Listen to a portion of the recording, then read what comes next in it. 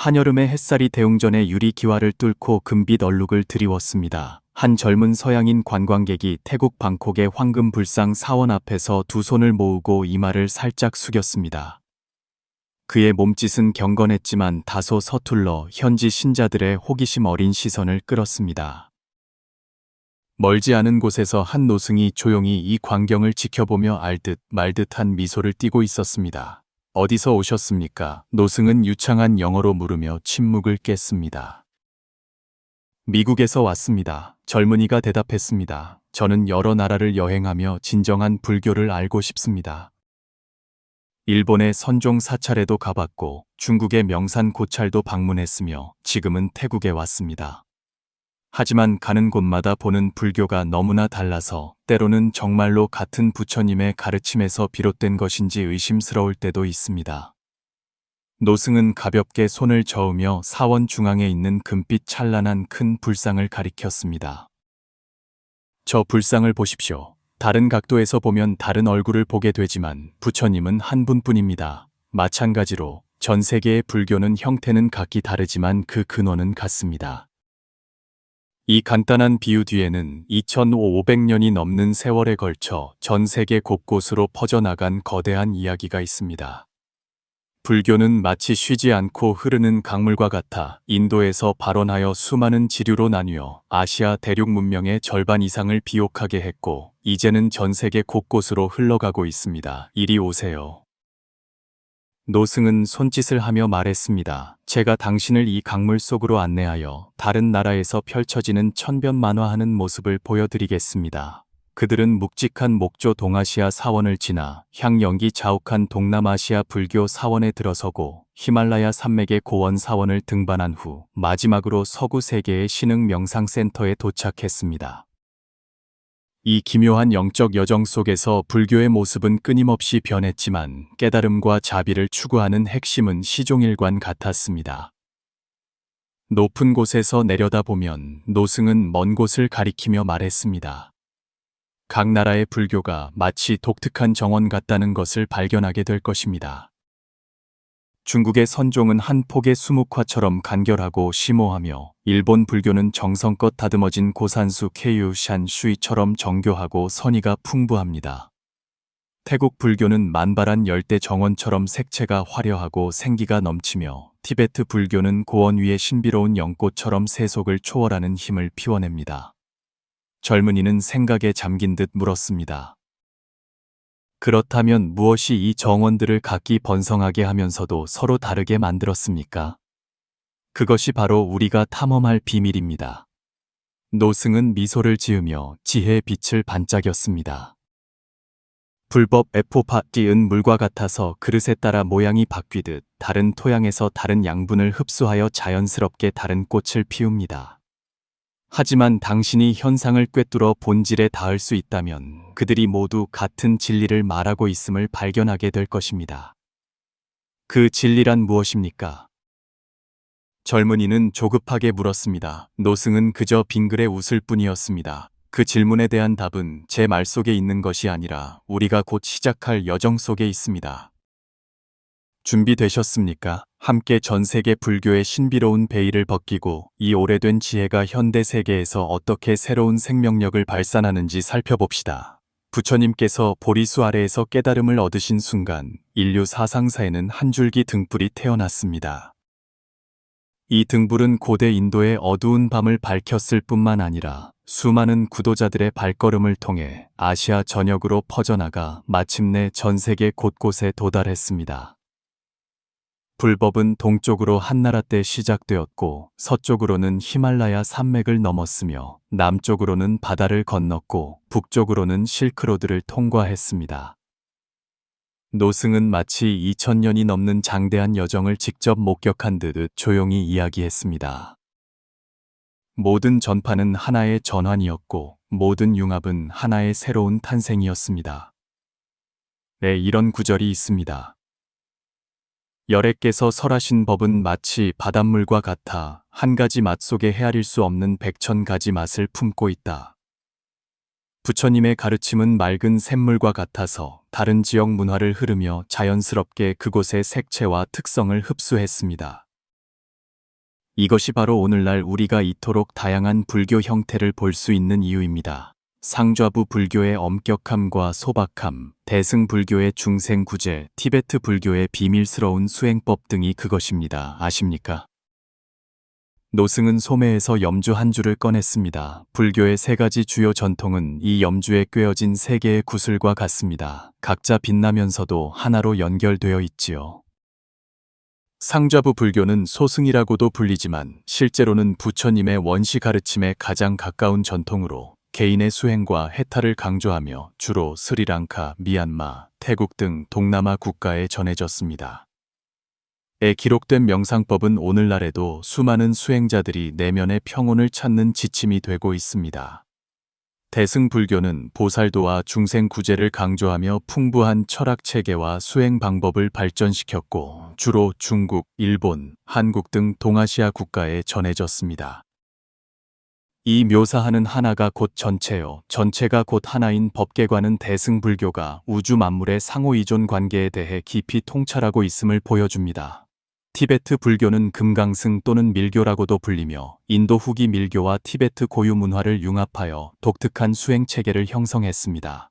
티베트를 중심으로 몽골, 부탄, 네팔 등 히말라야 지역에 영향을 미쳤습니다. 티베트 사자에서가 밝히는 생사의 비밀은 티베트 불교가 의식의 본질에 대해 깊이 탐구하고 있음을 보여줍니다. 하지만 기억하십시오. 노승의 목소리가 장엄해졌습니다. 어떤 전통이든 그 핵심은 부처님의 사성제와 팔정돼서 벗어나지 않습니다.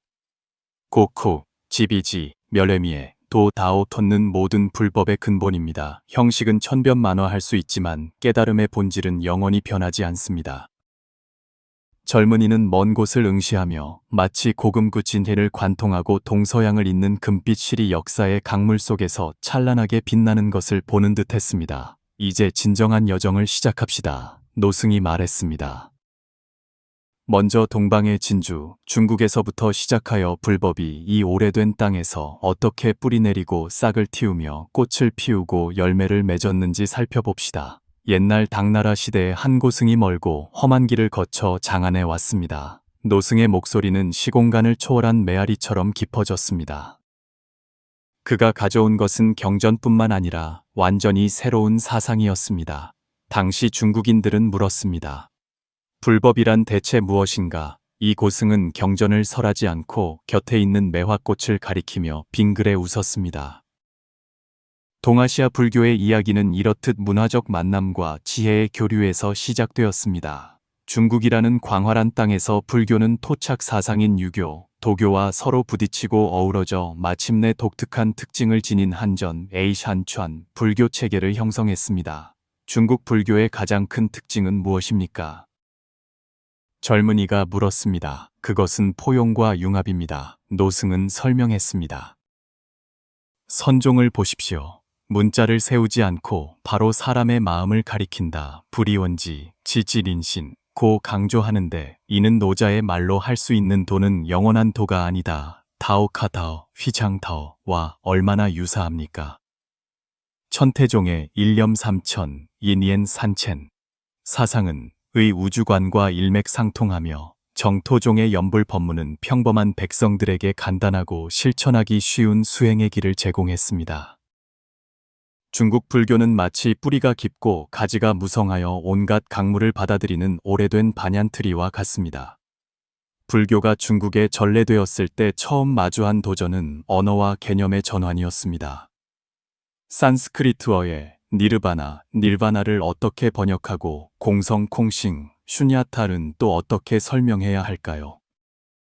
중국의 고승들은 지루가참, 쿠마라지바에서 현장 법사에 이르기까지 수백 년의 노력을 거쳐서야 이 위대한 사상 이전 작업을 완성할 수 있었습니다. 혹시 격의 기에이디에 대해 들어본 적이 있습니까? 노승이 물었습니다. 초기 중국 승려들은 도교 개념을 빌려 불교 교리를 설명했는데 이를 격이라고 합니다. 이는 편리해 보였지만 오해를 낳기도 했습니다. 현장 법사가 서역에서 경전을 구해 돌아온 후에야 비로소 정확한 불교 용어 체계가 확립되었습니다. 그리고 오늘날의 중국 불교는 문화 대혁명의 침체기를 겪은 후 전례 없는 부흥을 맞이하고 있습니다. 도시에서 농촌까지, 학술의 전당에서 일반 백성의 가정에 이르기까지 불교 사상은 다시 활기를 띠고 있습니다. 태어 대사가 제창한 인간 불교 이념은 불교와 현대 사회의 결합을 강조하며 현대 중국 불교 발전의 중요한 지침이 되었습니다. 하지만 아십니까? 중국에는 또 다른 형태의 불교가 있습니다. 노승은 신비롭게 말했습니다. 칭짱 고원 위에서는 티베트 불교가 전혀 다른 정신세계를 구축했습니다. 그곳에서 밀교 수행자들은 복잡한 의식, 만다라, 본존 관상을 통해 내면 깊은 곳의 어둠과 빛을 직접 마주합니다. 그들은 특정한 수행 방법을 통해 한 생애 안에 깨달음을 이룰 수 있다고 믿습니다. 이 즉신성불, 지셴청푸의 신념은 티베트 불교의 강력한 생명력을 불어넣었습니다. 그러나 노승은 상기시켰습니다. 오늘날 중국 불교는 상업화, 세속화라는 도전에 직면해 있습니다. 많은 사람이 단지 향을 피우고 부처에게 복을 비는 것만 알 뿐, 해탈과 지혜에 대한 부처님의 핵심 가르침은 소홀히 하고 있습니다. 동해를 건너 일본에 오면 불교는 또 다른 풍경을 보여줍니다. 일본 불교는 정교한 고산수 정원과 같습니다. 노승은 묘사했습니다. 표면은 평온하지만 그 안에 깊은 의미를 담고 있지요. 일본은 불교를 늦게 받아들였지만 독특한 불교 전통을 발전시켰습니다. 선종은 이곳에서 예술의 경지에 이르러 다도, 화도, 검도 등 일본 전통 문화의 여러 방면에 영향을 미쳤습니다. 정토진종은 일본의 가족 제도에 적응하여 주지를 세습하는 독특한 모델을 발전시켰습니다. 왜 일본의 승려는 결혼할 수 있는지 아십니까? 노승이 물었습니다. 젊은이는 고개를 저었습니다. 이는 메이지 유신 시기의 개혁에서 비롯되었습니다. 노승은 설명했습니다. 정부가 승려 독신 제도를 폐지하고 결혼하여 자녀를 낳는 것을 허용했습니다. 이 변혁은 전통 계율에는 어긋났지만 불교가 현대 일본 사회에 더 잘 융화되도록 만들었습니다. 오늘날 일본의 사찰은 종종 가업이 되어 아버지가 아들에게 물려줍니다. 그러나 이러한 세속화는 신앙의 위기를 가져오기도 했습니다. 현대 일본에서 불교 의식은 주로 장래와 관련되어 젊은이들에게 낡은 전통으로 여겨집니다. 많은 일본인이 자신은 종교가 없다고 말하지만 행동과 사상에서는 여전히 불교의 깊은 영향을 받고 있습니다.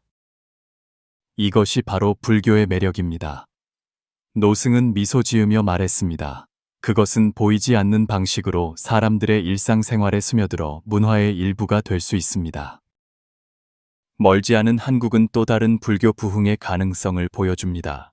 기독교의 영향력이 강한 이 나라에서 불교는 혁신을 통해 현대 사회의 요구에 적응했습니다. 템플 스테이 프로그램은 도시인들이 단기간 출가하여 전통 사찰 생활을 체험하게 합니다. 조계종으로 대표되는 한국 불교는 참선과 사회 참여의 결합을 강조하며 많은 젊은 신도를 끌어들였습니다. 최근 수십 년간 한국 불교와 기독교의 경쟁은 사실상 불교의 현대적 전환을 촉진했습니다. 노승이 말했습니다. 위기는 때로 기회가 되기도 하지요. 그렇지 않습니까? 동아시아의 불교 이야기는 우리에게 전통과 현대가 어떻게 대화하고 토착 문화와 외래 사상이 어떻게 융합하는지를 알려줍니다. 중국 불교의 인간 불교 이념이든 일본 불교의 예술적 승화이든 한국 불교의 혁신적 적응이든 모두 하나의 공통된 문제를 탐색하고 있습니다. 어떻게 오래된 불법의 지혜를 현대 사회에서 새롭게 꽃피울 것인가 하는 문제 말입니다. 하지만 이것은 불교의 전 세계 지도 중 일부에 불과합니다. 노승의 눈빛이 깊어졌습니다.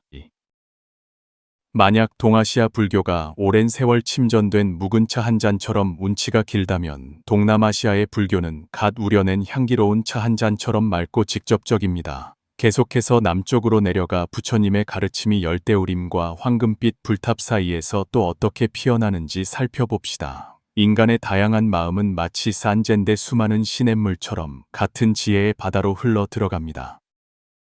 동아시아 불교의 이야기는 이 광활한 바다의 한 물결에 불과하며 더 많은 기적이 우리를 기다리고 있습니다. 이른 아침 첫 햇살이 태국 치앙마이의 도이스텝 산에 쏟아질 때 수백 명의 승려들은 이미 오래된 사찰 앞마당에 가지런히 정렬하여 매일의 탁발 의식을 기다리고 있었습니다. 그들은 주황색 가사를 입고 안개 낀 거리를 맨발로 걸었고, 현지 신자들은 길가에 공손히 무릎을 꿇고 이 부처님의 제자들에게 음식을 보시했습니다. 동남아시아에서 불교는 단순한 신앙이 아니라 삶의 방식입니다. 노승의 목소리에는 그리움이 묻어났습니다. 이곳에는 부처님의 원시 가르침에 가장 가까운 전통인 상좌부 불교가 보존되어 있습니다. 동남아시아 불교 국가인 태국, 미얀마, 라오스, 캄보디아, 스리랑카는 함께 거대한 법륜을 형성하며 팔리어 경전을 기초로 엄격한 승가 계율을 핵심으로 하여 상좌부 불교의 순수한 전통을 유지하고 있습니다. 태국에서는 거의 모든 남성이 일생에 한 번 단기 출가를 합니다. 노승은 설명했습니다. 이것은 일종의 성인식으로 여겨지며 부모에 대한 효도로 간주됩니다. 한 젊은이가 단 3개월이라도 승려로 지내면 가족에게 큰 공덕을 가져다 준다고 여겨집니다. 태국 불교의 독특한 점은 국가 및 왕실과의 긴밀한 관계에 있습니다. 국왕은 법의 수호자로 여겨지며 불교의 번영은 국가 안정의 상징으로 간주됩니다. 그러나 이러한 긴밀한 관계는 세속화의 위험을 초래하기도 합니다. 방콕의 호화로운 사원과 치앙마이의 숲속 사원 사이에는 전혀 다른 두 가지 불교 전통이 존재합니다. 노승이 말했습니다. 도시 사원은 화려하고 의식이 장엄한 반면 숲속 사원은 소박하고 단순하며 명상과 계율에 집중합니다. 아잔차, 아잔문과 같은 숲속 전통의 대가들은 엄격한 수행과 깊은 지혜로 전 세계적인 존경을 받았습니다. 태국 국경을 넘어 미얀마에 이르면 불교의 모습은 또 달라집니다. 수십 년간 군사 통치를 겪은 이 나라에서 불교는 정신적 의지처일 뿐만 아니라 민족 정체성의 핵심입니다. 미얀마 사람들은 미얀마인이 된다는 것은 불교도가 된다는 것이라고 말합니다. 노승은 설명했습니다. 이곳의 명상 전통은 특히 발달하여 마하시 윗바사나 명상법은 전 세계적으로 널리 알려져 있습니다. 가장 어려운 시기에도 미얀마 사람들은 법에 대한 추구를 결코 포기하지 않았습니다. 미얀마의 사찰에서는 수천 수만 명의 승려와 일반 신자들이 매일같이 조용히 앉아 수행하는 모습을 볼 수 있습니다. 윗바사나 명상은 몸과 마음의 자연스러운 과정을 간섭 없이 관찰하여 무상, 우창, 고, 케우, 무아, 우, wo에 대한 깊은 이해를 얻는 것을 강조합니다. 하지만 미얀마 불교도 도전에 직면해 있습니다. 노승은 한숨을 쉬었습니다. 일부 승려들이 정치 활동에 참여하거나 심지어 민족 갈등을 선동하기도 하는데, 이는 부처님이 가르치신 자비와 평등 정신과는 거리가 멉니다. 메콩강을 따라 남쪽으로 내려가 캄보디아에 이르면 이곳의 불교는 큰 재앙을 겪었습니다. 크메르 루주 통치 시기에 90%의 승려가 살해되거나 강제로 환속되었고, 사원은 파괴되었으며 경전은 불태워졌습니다. 하지만 불법은 금강석과 같아 재앙을 겪어도 무너지지 않습니다. 노승이 말했습니다. 오늘날 캄보디아의 불교는 재건되고 있습니다. 젊은 세대가 다시 가사를 입고 오래된 의식이 다시 거행되며 불교 교육 시스템이 복원되고 있습니다. 이것은 불교 부흥의 기적입니다. 마찬가지로 전쟁의 고통을 겪은 베트남은 대승과 상좌부 전통이 공존하는 독특한 융합형 불교를 발전시켰습니다. 베트남 전쟁 기간 틱나탄 스님으로 대표되는 베트남 불교도들은 평화와 비폭력을 주창하며 참여 불교 이념을 발전시켜 일상생활 속에서의 수행을 강조했습니다. 틱나탄 스님이 가르친 마음챙김 수행은 이제 서구 세계에서 널리 환영받고 있습니다. 노승은 미소 지으며 말했습니다. 이것은 베트남 불교가 전 세계에 기여한 중요한 공헌입니다. 동남아시아의 열대 정글에서 우리의 여정은 북서쪽으로 계속되어 히말라야 산맥의 장엄한 고원으로 올라갑니다. 이 야이세계의 지붕에서 불교는 가장 신비롭고 장엄한 면모를 드러냅니다. 아십니까? 부탄에서는 국가의 핵심 가치가 GDP가 아니라 국민총행복 GNH입니다. 노승이 말했습니다. 이 이념은 행복에 대한 불교적 이해에서 직접 비롯되었습니다. 진정한 행복은 물질적 축적에 있는 것이 아니라 마음의 균형과 조화에 있다는 것이죠. 산으로 둘러싸인 이 작은 나라에서 불교는 국가 존재의 핵심입니다. 전통과 현대가 이곳에서 미묘한 균형을 이루고 있습니다. 한편으로는 불교 의식과 전통 관습이 엄격하게 보존되고, 다른 한편으로는 불교 사상이 현대화 발전 과정을 이끄는 데 사용됩니다. 네팔은 불교와 힌두교가 조화롭게 공존하는 독특한 모습을 보여줍니다. 부처님의 탄생지로서 네팔은 풍부한 불교 유적을 보존하고 있지만, 이곳의 불교는 오래전부터 현지 전통과 깊이 융합하여 네와르 불교라는 독특한 전통을 형성했습니다. 카트만두의 거리 곳곳에서 불교와 힌두교의 신상이 나란히 서 있는 것을 볼 수 있습니다. 노승은 묘사했습니다. 평범한 네팔 사람들에게 이 두 전통의 경계는 이미 모호해졌습니다. 이것은 아마도 종교적 다원주의가 공존하는 하나의 지혜일 것입니다. 티베트 불교에 대해 말하자면 그 영향력은 이미 지리적 경계를 넘어섰습니다. 이 전통은 풍부한 상징, 복잡한 밀교 수행, 깊은 철학 사상으로 전 세계적인 추종자들을 끌어모았습니다.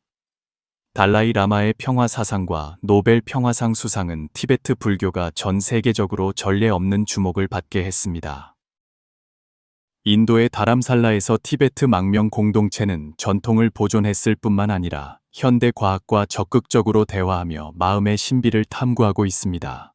젊은이는 생각에 잠긴 듯 말했습니다. 각 지역의 불교마다 고유한 매력과 도전 과제가 있는 것 같습니다. 바로 그렇습니다. 노승은 고개를 끄덕였습니다. 아시아 불교의 다양한 모습은 거대한 보물 창고와 같아서 구석구석마다 다른 보물이 숨겨져 있습니다. 하지만 우리의 여정은 아직 끝나지 않았습니다. 지난 수십 년 동안 불교는 전례 없는 속도로 서구 세계로 전파되며 그곳에서 완전히 새로운 형태를 잉태하고 있습니다.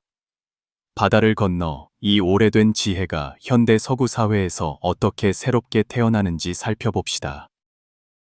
이때 석양이 지며 노승의 얼굴에 금빛을 입혔고, 이는 마치 불법이 서쪽으로 전해지는 황금시대가 도래하고 있음을 예고하는 듯했습니다. 상상해 보십시오. 뉴욕 맨해튼의 마천루 사이에서 정장을 차려입은 비즈니스 엘리트들이 다리를 꼬고 앉아 눈을 감고 호흡을 고르고 있습니다. 캘리포니아 실리콘밸리의 기술 회사에서는 엔지니어들이 점심시간에 단체로 명상을 합니다. 유럽의 오래된 수도원에서는 기독교 수도사들과 불교 선사들이 종교 간 대화를 나누고 있습니다. 노승의 목소리에는 마치 믿을 수 없는 동화를 이야기하는 듯한 경이로움이 가득했습니다. 하지만 이것들은 모두 오늘날 서구 사회의 실제 풍경입니다. 불교가 동쪽으로 전해진 지는 2000년의 역사가 있지만 서쪽으로 대규모로 전파된 것은 불과 50-60년의 일입니다. 노승은 설명했습니다. 이것은 불교 역사상 중대한 전환점이자 세계 문화 교류의 생생한 예시입니다.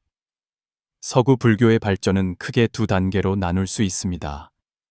초기 단계는 학술 연구와 오리엔탈리즘적 호기심이 주를 이루었고, 1960년대부터 히피 운동과 동양 정신 탐구 열풍이 불면서 불교는 비로소 서구 사회의 진정으로 뿌리내리기 시작했습니다. 북미에서 불교는 전혀 다른 두 가지 형태로 나타납니다. 노승이 말했습니다. 하나는 아시아계 이민자들이 가져온 전통 불교이고, 다른 하나는 서양인들이 자발적으로 형성한 귀의 불교입니다. 전자는 원래의 문화적 특징과 의식 전통을 보존하고, 후자는 명상 체험과 심리적 응용을 더 강조하며 종종 전통 의식을 간소화하거나 생략합니다. 이 두 형태의 충돌과 융합은 풍부한 불꽃을 일으켰습니다. 로스앤젤레스의 한국 사찰에서는 금발의 미국인들이 한인 이민자들과 함께 경전을 외우는 모습을 볼 수 있고, 샌프란시스코의 명상센터에서는 아시아 전통과 서양 심리학의 결합이 새로운 수행 방법을 창조해냈습니다. 서구 불교의 가장 두드러진 특징은 무엇입니까? 젊은이가 물었습니다. 세속화, 심리학화, 그리고 과학화입니다. 노승은 대답했습니다. 서구 불교는 종종 종교적 색채를 약화시키고 명상의 심리적 이점을 강조하며 신앙보다는 경험을 중시하고 현대 과학과의 대화에 주목합니다. 특히 뇌신경과학과 양자물리학과의 학제 간 연구가 활발합니다. 마음챙김, 마인드풀니스 운동의 부상은 서구 불교 발전의 전형적인 사례입니다. 불교에서 비롯된 명상 기술이 종교적 배경을 벗겨내고 의료, 교육, 기업 관리 등 분야에 응용되어 스트레스를 완화하고 집중력을 향상시키는 효과적인 도구가 되었습니다. 미국의 병원에서는 의사들이 환자에게 마음 챙김을 처방하기 시작했고, 기업에서는 명상이 직원 복지를 향상시키는 표준 프로그램이 되었으며, 학교에서는 아이들이 호흡을 통해 감정을 조절하는 법을 배웁니다. 이것들은 모두 불교의 지혜가 현대 사회의 요구와 결합한 산물입니다. 노승은 감탄했습니다. 유럽의 불교 발전은 더 많은 다양성을 보여줍니다. 영국에서는 상좌부 전통이 주도적인 위치를 차지하고, 프랑스에서는 티베트 불교가 광범위한 주목을 받았습니다. 독일에서는 선종의 이성적 특성이 독일 철학 전통과 공명을 일으켰습니다. 플럼 빌리지와 같은 수행센터는 베트남 불교 전통과 서양 생활 방식을 결합하여 전 세계의 수행자들을 끌어들였습니다. 하지만 서구 불교도 도전에 직면해 있습니다. 노승은 상기시켰습니다. 상업화, 피상화, 그리고 전통과의 단절 위험입니다. 명상이 5분짜리 명상 앱으로 단순화되고 불교의 지혜가 빠른 성공 지침서로 포장될 때 그 깊이와 완전성은 필연적으로 손상될 수밖에 없습니다. 젊은이는 잠시 생각에 잠긴 후 물었습니다. 그렇다면 이러한 동서양 불교의 교류와 상호작용은 궁극적으로 어디로 향하게 될까요? 노승은 미소 지으며 말했습니다. 그것이 바로 우리가 이어서 탐구할 문제입니다. 전 세계 불교의 발전 추세와 디지털 시대에 직면한 기회와 도전을 살펴봅시다. 밤이 깊어지자 노승과 젊은이는 현대적인 사찰의 옥상 테라스에 앉았습니다. 멀리 보이는 도시의 넌 불빛과 머리 위의 별빛이 서로 어우러져 마치 전통과 현대의 대화 같았고, 불교의 과거와 미래를 상징하는 듯했습니다. 오래된 불법이 디지털 시대를 만나면 무슨 일이 일어날까요? 노승은 먼 빛의 바다를 바라보며 조용히 물었습니다. 인터넷과 스마트 기기의 보급으로 불교는 전례 없는 디지털 전환을 겪고 있습니다. 전 세계의 불교 경전이 디지털화되어 보존되고, 고화질로 스캔된 고대 사본을 온라인에서 자유롭게 열람할 수 있습니다. 가상 명상실은 서로 다른 대륙에 있는 수행자들이 함께 명상할 수 있게 하고, 불교학 강좌는 온라인 플랫폼을 통해 세계 곳곳으로 전파됩니다. 코로나19 팬데믹 기간, 실제 사찰이 문을 닫아야 했을 때 디지털화는 불교 전승의 생명선이 되었습니다. 노승이 말했습니다. 태국에서는 승려들이 영상으로 신도들을 위해 축원했고, 일본에서는 장례식이 라이브 스트리밍으로 진행되었으며, 서양에서는 명상 지도가 줌을 통해 제공되었습니다. 위기 속에서 싹튼 혁신은 이제 일상이 되었습니다. 소셜미디어 또한 불법을 전파하는 새로운 경로가 되었습니다. 티베트 불교 지도자들은 트위터와 인스타그램에서 지혜의 말씀을 공유하고, 선사들은 유튜브에서 명상 기술을 가르칩니다. 불교 단체들은 페이스북과 위챗을 통해 공동체를 유지합니다.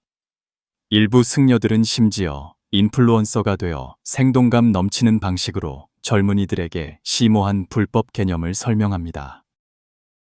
하지만 디지털화는 표면에 불과하며 더 깊은 차원의 변화는 사회 참여 불교의 부상입니다. 노승은 지적했습니다. 오늘날의 불교도들은 더 이상 개인 수행에 만족하지 않고 불법의 지혜를 사회 문제 해결에 적극적으로 응용합니다. 태국의 생태 승려들이 열대우림을 보호하는 것에서부터 미국의 참여 불교가 사회 정의를 주창하는 것까지, 일본 승려들이 원자력 발전소에 항의하는 것에서부터 미얀마 승려들이 민주주의와 평화를 위해 시위하는 것까지, 부탄이 불교 이념을 국가 정책에 융합하는 것에서부터 달라이 라마가 전 지구적 환경 보호를 주창하는 것까지, 현대 불교는 인류가 공동으로 직면한 도전에 다양한 방식으로 응답하고 있습니다. 부처님께서 애서 가르치신 모든 중생의 이익을 위하고 모든 중생의 안락을 위하며 세간을 연민하기 위하여라는 말씀에 힘입어 노승은 말했습니다.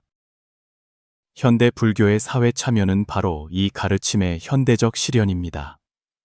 또 다른 중요한 추세는 전통 간의 대화와 융합입니다. 과거에는 비교적 단절되었던 불교 전통들이 이제는 빈번하게 교류합니다. 티베트 불교의 탕카 예술이 중국 화가에게 영향을 주고 일본 선종의 미학이 서양 디자이너에게 영감을 주며 태국 숲속 전통의 명상법이 전 세계적으로 인기를 얻고 있습니다.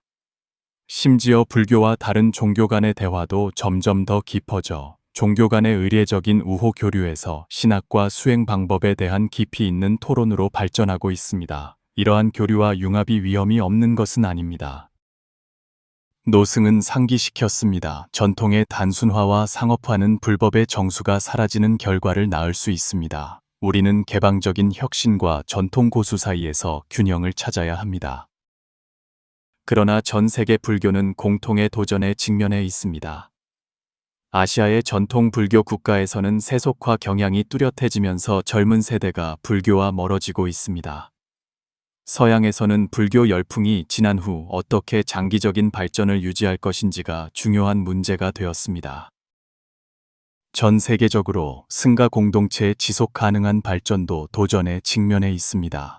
현대 사회에서 어떻게 계율 전통을 유지할 것인지, 수행과 사회 봉사 사이의 균형을 어떻게 맞출 것인지 등입니다. 하지만 상황이 어떻게 변하든 부처님의 핵심 가르침인 사성제와 팔정도는 항상 우리를 인도하는 등불입니다. 노승의 목소리가 단호해졌습니다. 에서 말씀하셨듯이 모든 현상계의 법은 꿈과 같고 환상과 같고 물거품과 같고 그림자와 같으며 이슬과 같고 또한 번개와 같으니 마땅히 이와 같이 관하라. 상황은 변할 수 있지만 진리는 영원합니다. 젊은이는 별이 빛나는 하늘을 바라보며 생각에 잠겼습니다.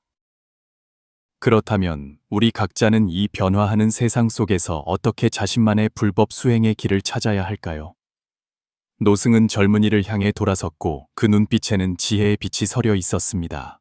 전 세계 불교의 천변만화하는 모습을 둘러보고 혼란스러움을 느끼십니까? 걱정할 필요 없습니다. 불법은 달과 같아서 수천 개의 강에 각기 다른 그림자가 비치지만 달은 오직 하나뿐입니다. 어지럽고 변화무쌍한 현상 뒤에 진리는 시종일관 같습니다. 하지만 이 지식을 제 삶에 어떻게 적용해야 합니까? 젊은이가 물었습니다. 그것은 바로 모든 불법 탐구자가 마음속에 품는 질문입니다. 첫째, 전 세계 불교의 다양성을 이해하는 것은 우리가 편협한 인식에서 벗어나도록 도와줍니다. 노승은 설명했습니다. 많은 사람이 자신이 접한 불교 전통이 전부라고 오해합니다. 상좌부 불교의 엄격한 계율, 대승 불교의 보살 정신, 티베트 불교의 비밀스러운 수행, 그리고 서구 불교의 현대적 응용을 보게 되면 모든 전통이 고유한 가치를 지니며 같은 산 정상으로 향하는 다른 길임을 이해하게 될 것입니다. 이러한 인식의 개방성은 우리가 종파적 편견을 피하고 부처님의 가르침을 더 포괄적으로 이해하도록 도와줍니다. 마치 차를 맛보는 것과 같습니다. 다른 지역의 차잎을 맛보아야 비로소 차의 본질을 진정으로 이해할 수 있습니다. 노승은 말을 이었습니다. 둘째, 전 세계 불교의 지혜 보고는 우리에게 풍부한 수행 도구를 제공합니다. 당신은 자신의 성격과 필요에 따라 가장 적합한 방법을 택할 수 있습니다. 만약 당신이 이성적 사고형이라면 아마 한전 불교의 선종이나 일본의 조동종이 더 적합할 것입니다. 만약 당신이 감정이 풍부하다면 티베트 불교의 본존 수행이나 정토종의 연불 법문이 더 마음에 들 것입니다. 만약 당신이 직접적이고 간단한 방법을 선호한다면 태국 숲속 전통의 윗바사나 명상이 이상적인 선택일 수 있습니다. 셋째, 불교가 다른 문화 속에서 어떻게 적응하고 변화했는지를 이해하는 것은 우리에게 자신의 생활 환경에서 불법을 어떻게 실천할지 생각하게 합니다. 불법은 박물관의 전시품이 아니라 일상생활에서 구현되어야 하는 살아있는 지혜입니다. 예를 들어 일본인들은 선의 정신을 다도, 화도, 무사대 융합시켰고 태국인들은 불교의 자비 이념을 환경보호 사업에 응용했으며 서양인들은 마음챙김 수행을 의료 시스템과 교육 분야에 도입했습니다. 이것은 불법이 삶의 모든 측면에 스며들어 단순히 일주일에 한 번 하는 명상이나 예배가 아닌 하나의 생활 방식이 될 수 있음을 시사합니다. 노승의 목소리가 더욱 다정해졌습니다. 가장 중요한 것은 전 세계 불교의 발전 맥락을 이해함으로써 불법이 불변의 교리가 아니라 시대의 요구에 끊임없이 응답하는 살아있는 물이라는 것을 깨닫게 된다는 점입니다. 부처님은 우리에게 맹목적인 숭배를 요구하신 적이 없으며 오히려 과학자처럼 실천을 통해 진리를 검증하라고 격려하셨습니다. 칼라마경에서 말씀하셨듯이 전통이나 권위, 서적 때문에 믿지 말고 자신의 체험을 통해 검증하십시오. 이 불확실성으로 가득한 시대에 불법이 우리에게 가르치는 무상, 무아, 그리고 연기의 지혜는 그 어느 때보다 소중합니다. 그것은 우리에게 사물의 본질을 꿰뚫어 보고 현상의 미혹을 넘어서며 변화 속에서 내면의 평온을 찾도록 일깨워 줍니다. 젊은이는 깊은 숨을 내쉬었고 마치 한 줄기 맑은 바람이 마음속 안개를 걷어내는 듯 했습니다. 그렇다면 이토록 풍부한 전통 앞에서 어디서부터 시작해야 합니까? 밤은 깊었고 별빛은 무수한 지혜의 불꽃처럼 두 사람 위로 쏟아졌습니다. 노승은 빙그레 웃었고 그 미소에는 자비와 지혜 그리고 격려가 담겨 있었습니다. 어디서부터 시작하냐고요? 지금 이 순간부터 마음에서부터 시작하십시오. 노승은 조용히 말했습니다. 부처님께서는 뇌서 우리에게 가르치셨습니다. 모든 법은 마음이 앞서간다. 당신의 마음이야말로 모든 수행의 출발점입니다. 어떤 전통을 선택하든 몇 가지 간단한 원칙을 기억하십시오. 첫째, 과장된 인플루언서 스승이 아닌 진정한 선지식을 찾으십시오. 둘째, 서두르지 마십시오. 수행은 봄에 씨 뿌려 가을에 거두는 것과 같아서 인내심 있는 양육이 필요합니다. 셋째, 이론과 실천을 함께 중요시하십시오. 새의 두 날개처럼 하나라도 없어서는 안 됩니다. 마지막으로 가장 중요한 것은 권위에 맹종하는 것이 아니라 자신의 삶으로 불법을 검증하는 것입니다. 밤바람이 부드럽게 불자 노승은 말을 이었습니다. 전 세계 불교의 장엄한 풍경은 우리에게 중요한 진리 하나를 알려줍니다. 불법은 특정 국가나 민족에 속한 것이 아니라 전 인류의 공동 재산이라는 것입니다. 부처님께서는 말씀하셨습니다. 열애가 설한 법은 바닷물과 같아 똑같은 짠맛으로 모든 곳에 가득 차 있다. 중국의 선방이든 일본의 도량이든 태국의 숲속 사원이든 미국의 명상센터든 사람들이 추구하는 것은 모두 같은 깨어남과 자비입니다. 이 분열과 갈등으로 가득한 시대에 불교의 포용 정신은 특히 귀중합니다. 그것은 우리에게 차이 속에서 공통점을 찾고 대립 속에서 조화를 찾으며 변화 속에서 영원함을 파악하라고 가르칩니다. 에서 말씀하셨듯이 하나가 곧 전체요, 전체가 곧 하나입니다. 노승은 자리에서 일어나 멀리 있는 불탑을 향해 조용히 합장했습니다. 오늘 밤 우리의 여정은 일단락되지만 당신의 진정한 여정은 이제 막 시작되었습니다. 기억하십시오. 불법은 보물창고와 같아서 당신이 직접 파내야 하고 불법은 양약과 같아서 당신이 직접 복용해야 하며 불법은 큰 강과 같아서 당신이 직접 건너야 합니다. 마지막으로 당신에게 한 구절을 선물하겠습니다. 만배옵이 모두 공안 가운데 있음을 보고 천차만별 또한 마음속에 있네. 만약 사람이 그 속의 뜻을 안다면 비로소 모든 부처가 다르지 않음을 알리라. 젊은이는 공손히 합장했고 마음속에는 마치 등불이 처음 켜지는 듯 했습니다. 그는 알았습니다. 미래의 나날 동안 어디를 가든 이 새로운 등불이 그의 앞길을 인도해 줄 것이라는 것을. 그리고 당신, 이 영상을 보는 친구여, 당신도 자신만의 그 수행의 길을 찾으셨습니까? 전 세계 불교의 이야기는 우리에게 알려줍니다. 형식은 천차만별일 수 있지만 깨달음의 본질은 영원히 변하지 않는다는 것을. 이 정보 폭발의 시대에 우리는 그 어느 때보다 부처님의 지혜가 필요합니다. 우리 내면의 평온과 맑음으로 돌아가도록 돕는 지혜 말입니다. 당신의 영적 여정은 어디서부터 시작될까요? 당신의 지금 이 순간 하나의 알아차리는 호흡에서부터 시작됩니다.